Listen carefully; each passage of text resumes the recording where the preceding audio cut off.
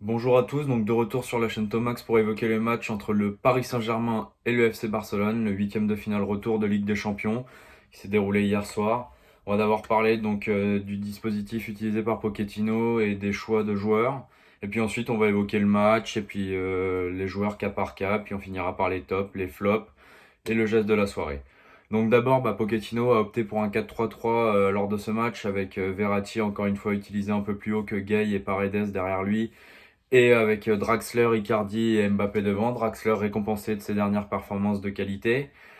Donc clairement on va dire ce qui a été et on va dire la vérité. Paris a été mauvais. Paris n'a pas été bon. Une équipe qui a été trop basse sur quasiment l'ensemble du match et surtout en première mi-temps. Paredes et Verratti qui sont d'abord normalement les joueurs importants de l'équipe et qui ont été hier complètement à côté de leur pompe et qui n'étaient pas du tout dans le match. Peut-être avec la peur du carton jaune, ça c'est possible. Ensuite, on a eu Gay qui a été le seul joueur qui a amené de l'agressivité dans ce milieu de terrain, mais à chaque fois qu'il récupérait un ballon, les trois quarts du temps, il la perdait aussitôt parce qu'il a du mal à bien l'utiliser et à bonifier ses bonnes récupérations et son envie au milieu de terrain. Ensuite, on a eu un Marquinhos et un Kimpembe qui ont été beaucoup moins solides qu'à l'accoutumée. Voilà, ça montre une fragilité et qu'on est friable dans ces matchs-là. Et ça, c'est pas normal. Je pense qu'il y avait encore le passé qui était dans les têtes. Si on sort à la mi-temps avec 2-1 pour Barcelone, voire 3-1, c'est pas volé. Donc il va falloir corriger ça dès les quarts de finale, qu'on arrête d'être friable. Dès qu'on fait un grand match aller et qu'on se fasse peur au match retour, c'est vraiment pas normal. Donc il y a eu un Florenzi aussi était sans doute pas prêt physiquement, mais bon, il est rarement en jambes. Florenzi, il s'est fait manger sur son côté.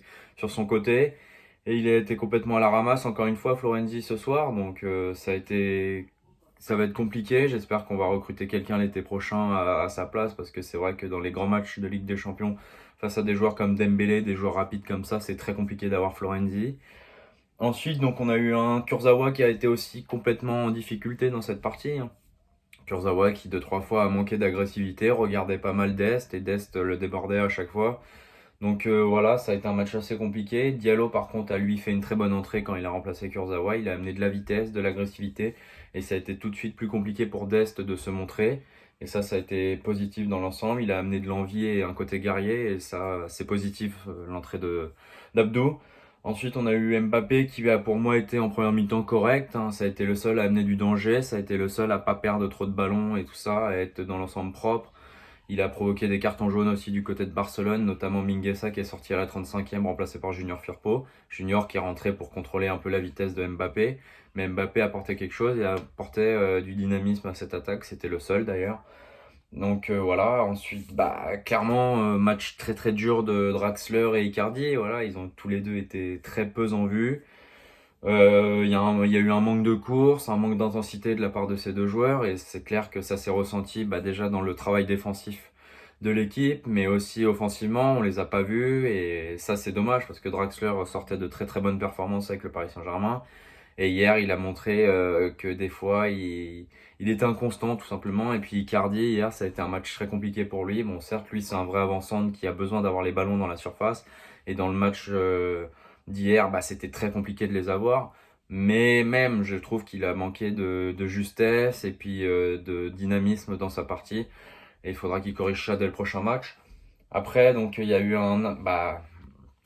Grande Navas, Navas qui nous a quand même sauvé un peu le match, hein, clairement, sur 4-5 parades très importantes, une sur Busquets en deuxième mi-temps, l'arrêt sur le penalty de Messi, des parades sur Dembélé, même si Dembélé n'a vraiment pas été assez tueur devant le but, ça faut le signaler, Dembélé en a raté énormément.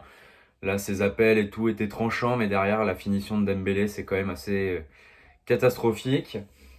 Donc voilà, on a eu un bon Barça, ça c'est sûr, un très bon Barça face à Paris hier, mais face à un tout petit PSG, donc forcément que c'était plus facile pour le Barça de s'exprimer et d'être meilleur que Paris hier, parce que Paris a joué dès le début du match très bas et Paris n'a pas été capable de monter le bloc et de mettre un peu plus d'agressivité dans cette partie. Donc voilà la déception qu'on peut avoir aujourd'hui du côté des supporters du PSG. Donc Dembélé, comme j'ai dit, qui a raté énormément de situations. On a eu de la chance de ne pas sortir avec 2-1 ou 3-1 pour le Barça à la mi-temps, honnêtement.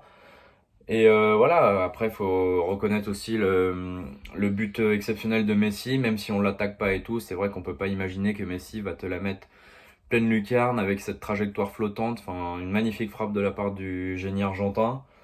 Donc ensuite, bah, il y a eu aussi également une mauvaise entrée de André Di Maria. Di Maria qui a été emprunté techniquement et physiquement dans son entrée, qui a perdu pas mal de ballons.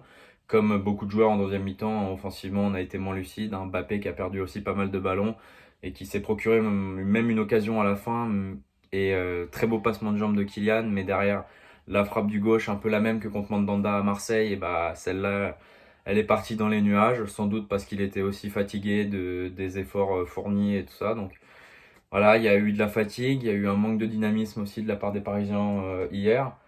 Donc voilà, Rafinha aussi qui est entré en jeu pendant 10 minutes. Bon, voilà, entrée discrète, hein, on l'a pas trop vu, et puis il a pas trop eu le temps de s'exprimer, Rafi.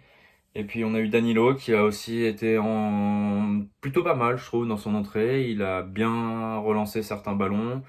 Des fois, il est un peu attentiste. C'est vrai que Danilo, des fois, on a l'impression qu'il est au ralenti, mais c'est quand même un joueur qui a des capacités de relance et des fois de projection avec le ballon.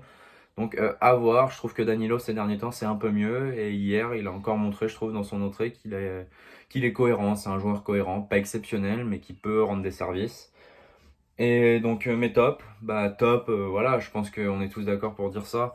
Navas, pour moi, est l'homme du match hier, par les parades qu'il a pu nous sortir et surtout aussi par l'arrêt sur le penalty de Messi, bah, qui nous permet de sortir avec le 1 partout à la mi-temps et qui change complètement le match. Si Barcelone rentre au vestiaire avec 2 buts à 1, et bah, Barcelone aurait davantage poussé et nous, on aurait été beaucoup plus friables, je pense, encore une fois. Donc, le fait de rentrer à 1 partout à la mi-temps est quelque chose de très positif pour Paris. Ensuite, j'ai envie de mettre Marquinhos parce que Marquinhos, dans l'ensemble du match, il m'a un peu déçu. Pour moi, c'est à lui de remonter le bloc. C'est le capitaine. Et pour moi, la défense a été un peu trop attentiste et a joué dès le début trop bas. Et pour moi, Marquinhos, en deuxième mi-temps, par contre, a réalisé quelques sauvetages importants. Voilà pourquoi je le mets dans mes tops, parce que c'est compliqué aussi de mettre des joueurs dans des tops dans ce match. Et je mets aussi Mbappé. Je sais que certains ne seront pas d'accord avec moi, mais je mets Mbappé parce que ça a été le seul à amener du danger. Ça a été le seul à se procurer des occasions. Il a marqué avec sérénité son penalty. Et pour moi, Mbappé, sur le fond de l'attaque, a été l'élément déclencheur dans ce match et a permis aussi à Paris parfois de sortir la tête de l'eau. Mes flops, bah, qui sont pour moi presque mes joueurs favoris d'habitude au Paris Saint-Germain, des joueurs super importants, des joueurs que j'admire et que j'aime énormément. Pour moi, je vais les mettre dans les flops ce soir. Je pense à Verratti et Paredes qui ont été pour moi pas bons du tout. Dans le même Verratti, dans l'utilisation du ballon, il s'est trompé plusieurs fois. Paredes qui a été un peu transparent et qui n'a pas été non plus dans l'agressivité. Après, je pense que les deux avaient peur du carton jaune. Mais bon, Paredes a quand même pris son carton jaune en deuxième mi-temps assez naïvement. C'est dommage pour nous. Bon, on aura l'un des deux au moins en quart de finale. C'était important d'avoir au moins un des deux. C'était sûr qu'un des deux allait prendre le carton. Donc voilà. Donc pour moi, ça a été clairement les points faibles de ce match. Ce milieu de terrain, Verratti Paredes, qui s'est fait manger par le bon Pedri en face et par le vieux Busquets. Et pour moi, Florenzi. Florenzi qui a été catastrophique, qui s'est fait manger sur tout le match sur son côté, qui à la 75e minute avait des crampes et était encore une fois mort. Et il est souvent mort quand même, il est souvent fatigué et je pense que c'est quelqu'un qui manque de physique pour évoluer dans ces matchs-là. Et mon geste de la soirée, bah, sans surprise, l'arrêt de Keylor Navas sur le penalty de Léo Messi, qui est pour moi ultra décisif et qui a permis à Paris tout simplement de sortir la tête de l'eau et de se qualifier, parce que si on sort avec un avantage pour le Barça à la mi-temps, on aurait été très friable en deuxième et on serait sous pression. Donc voilà, merci Navas pour ce match, tu es l'homme du match. Et Paris en quart de finale, bonne nouvelle, même si c'était compliqué. Voilà, on a gagné 4-1 à l'aller, c'est vrai qu'il fallait gérer un petit peu, on a su gérer un peu mieux en deuxième mi-temps, mais c'était un match difficile pour Paris et j'espère qu'en quart de finale on montrera un autre visage. Merci à vous et bonne journée.